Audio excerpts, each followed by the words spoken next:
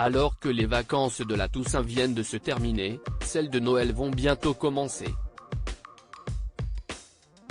Dans quelques jours, le Père Noël, ses reines et sa haute contenant les tant attendus cadeaux seront à l'honneur.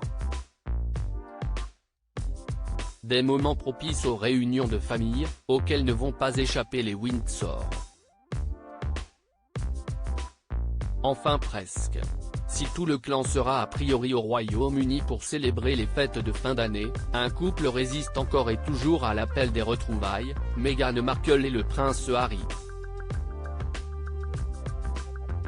Il faut dire qu'à quelques semaines de la sortie de Spare, les mémoires du frère de William au mois de janvier, les parents d'Archie, 3 ans et Lilibet, 1 an, préfèrent rester en Californie plutôt que de prendre le risque de voir le roi Charles III s'étouffer avec la dinde en les voyant débarquer.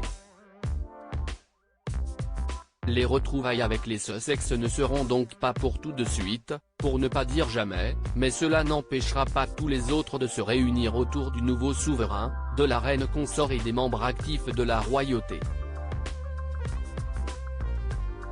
Si ce n'est pas la première fois que les Windsor feront sans Meghan, Harry et les enfants, de grands bouleversements vont intervenir.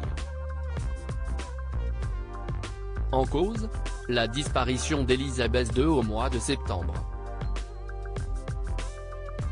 En tirant sa révérence à l'âge de 96 ans, la reine a fermé le livre de plus de 70 ans de tradition.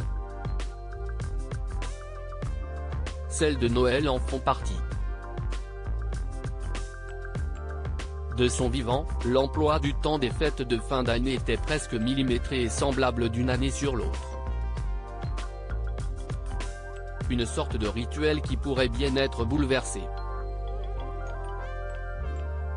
Un Noël pas comme les autres. Jenny Bond, correspondante royale pour la BBC, s'est confiée sur ce à quoi pourrait ressembler le premier Noël sans Elisabeth II dans la famille royale.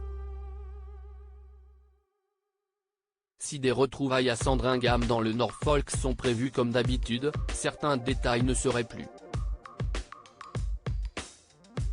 Cette année, les membres de la famille royale ne devraient plus être obligés de regarder le discours de fin d'année du monarque, comme il était coutume de le faire avec Elisabeth II.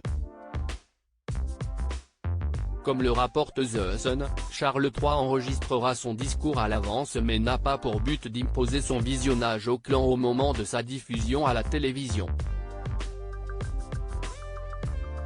S'il veut réunir tout le monde dans la même pièce, s'y est uniquement pour profiter les uns des autres et partager les meilleurs souvenirs qu'ils ont tous avec la reine. Des instants qui s'annoncent déjà riches en émotions.